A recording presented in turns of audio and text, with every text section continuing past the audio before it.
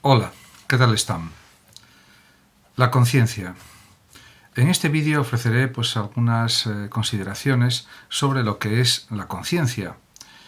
Es indiscutible que la mente es el conjunto de los procesos mentales. Esto lo dice no solo la psicología, sino también la filosofía o la filosofía de la mente. Y esto significa varias cosas. Primero, que la mente no es una cosa, una entidad, sino una actividad, la actividad mental. Y, por supuesto, que dentro de esta actividad mental podemos distinguir varias características. La primera sería la intencionalidad, que también ha sido analizada y estudiada desde la perspectiva fenomenológica en filosofía. Estaría también la conciencia, o está, y también hay que analizar lo que es el carácter representacional de la conciencia. Es indiscutible que la conciencia es un hecho central de la existencia humana, porque sin ella todos los demás aspectos o funciones de la vida, como por ejemplo la percepción, el pensamiento o la emoción, serían realmente imposibles. Por tanto, sin ella, sin la conciencia, el universo humano carecería de significado. Sobre la conciencia ha habido muchísimas investigaciones, estudios, análisis, etcétera, por parte de neurólogos, psicólogos, cognitivos y también por parte de filósofos de la mente, que han unido sus fuerzas para comprender qué es la conciencia, pero todavía estamos lejos de haber desentrañado todos sus misterios, aunque se está avanzando de una manera muy notable en ello. Podemos decir que además la conciencia es una experiencia subjetiva del conocimiento de uno mismo y también de la realidad. Está formada por experiencias del mundo exterior, como por ejemplo son imágenes, sonidos, colores, sensaciones de frío y de calor, y también por las experiencias del mundo interior, que podemos decir que son fantasías, recuerdos, conocimientos, sueños, y también por experiencias mentales y emotivas, como son, por ejemplo, el asombro, el dolor, la felicidad, el odio y el temor.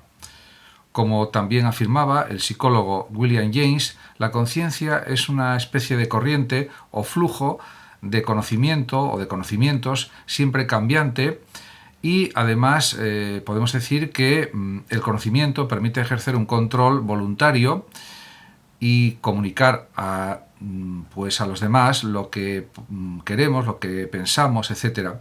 Aparte de eso, por supuesto, también hay distintos neurocientíficos que han estudiado el fenómeno de la conciencia. Por ejemplo, el neurocientífico Paul Churland afirma que las capacidades psicológicas, entre ellas la conciencia, dependen de los mecanismos neurobiológicos que la realizan. Y si hubiera que decir las características principales de la conciencia, podríamos decir que habría 7 fundamentales. La primera es que implica la memoria a corto plazo. Además, la conciencia es independiente de las entradas sensoriales. Por ejemplo, está la actividad de fantasear de la conciencia, de la mente. Y además, en el punto 3 hay que destacar que la conciencia exige una atención dirigida, y también en el punto 4 señalar que tiene la capacidad de realizar interpretaciones alternativas de datos complejos o ambiguos o imprecisos incluso. Además, la conciencia, en el punto 5, podemos decir que desaparece en el sueño profundo. En el punto 6 habría que señalar que reaparece la conciencia al soñar, al menos en una forma cambiada, en parte caótica, distorsionada, deslavazada, etc. Y en el punto 7, pues decir que la conciencia encubre realmente modalidades sensoriales básicas distintas en una experiencia singular unificada. Unifica, diríamos, nuestros contenidos mentales, podríamos decir de alguna manera. Es verdad que se han escrito numerosos libros sobre lo que es la conciencia, desde el punto de vista psicológico, neurológico, psiquiátrico, filosófico, etc. Pero podemos decir que los investigadores de la conciencia diríamos que la analizan desde 2 vías más o menos diferentes. Por una parte, se pueden medir las acciones de un sujeto experimental, se miden las acciones de este sujeto y se recogen también los informes de su experiencia interior. También se puede recoger la frecuencia cardíaca, la respiración y la actividad eléctrica global del cerebro. Otro método que también se utiliza en la investigación de la conciencia es la investigación de pacientes con lesiones cerebrales, lo que conduce también a unos resultados determinados que sirven para entender mejor cómo funciona la conciencia. En ese sentido, podemos decir también que la conciencia está distribuida por todo el cerebro, no se encuentra localizada la conciencia en una sola parte cerebral. Y esto es algo que dicen los grandes investigadores y que se ha demostrado también desde un punto de vista médico, desde un punto de vista neurológico, etc. En cuanto a lo que podemos decir que son los niveles de conciencia, pues se han descubierto distintos niveles de conciencia, porque diríamos que la conciencia hay que decir que es una actividad o una propiedad emergente de la actividad eléctrica del cerebro, porque se interconectan neuronas. Una persona tiene aproximadamente entre 80.000 y 100.000 millones de neuronas aproximadamente, y hay una serie de intercambios de mensajes electroquímicos en el cerebro, y podemos también pensar o reflexionar sobre esta misma actividad cerebral, que es lo que llamamos también autoconciencia. Podemos decir también que la conciencia se refiere fundamentalmente a la actividad que desarrollamos para comprender, valorar o reflexionar sobre un hecho, sobre una cosa o persona determinada, sobre pensamientos, sobre conocimientos, etc.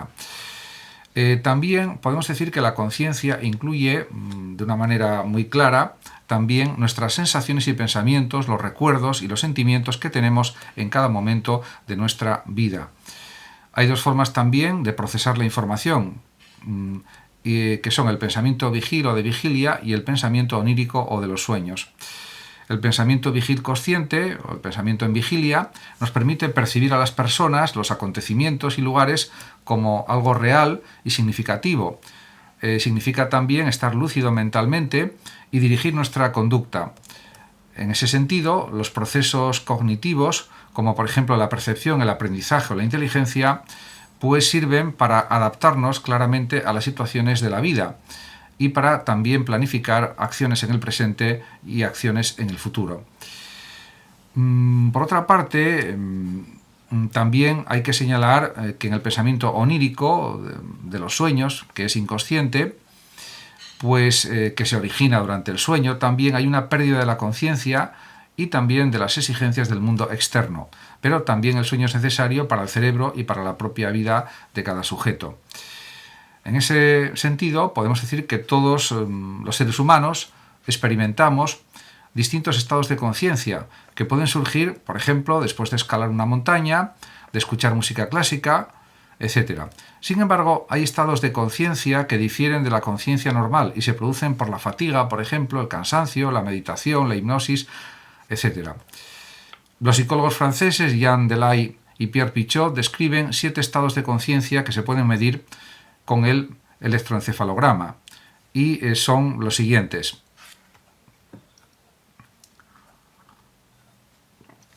El nivel primero es el que se puede denominar vigilancia excesiva y se caracteriza por una vigilancia exagerada y una concentración extremas. El individuo está muy activado por vivenciar emociones también intensas, y la conciencia del mundo exterior está debilitada y no hay realmente un control de las conductas. Surge, por tanto, pues una adaptación deficiente a la realidad, o supone eso mismo también, podríamos decir. El nivel 2 supone lo que se denomina vigilancia atenta. Es un estado en el que pues, un sujeto piensa con intensidad y muestra una atención selectiva a determinados estímulos ambientales. Por ejemplo, los controladores aéreos deben mantener un nivel de vigilancia alto en su trabajo, como es lógico. En el nivel 3, en cambio, ya hay un estado que podemos denominar relajado. La persona mantiene una atención hasta cierto punto variable, flotante y no focalizada, y puede producir asociaciones libres del pensamiento y diríamos que desciende el nivel de su conciencia respecto al mundo exterior. No está pues excesivamente atenta, podríamos decir. En el nivel 4 se produce un estado de conciencia, un nivel de conciencia que se puede denominar ensoñación. Ocurre cuando nos sumergimos en pensamientos que tienen poco que ver con el ambiente en que nos encontramos o la actividad que estamos realizando en ese momento. El sujeto, pues en este estado de ensoñación, ha desconectado de su entorno y juega con su fantasía, por ejemplo, con imágenes visuales, etc.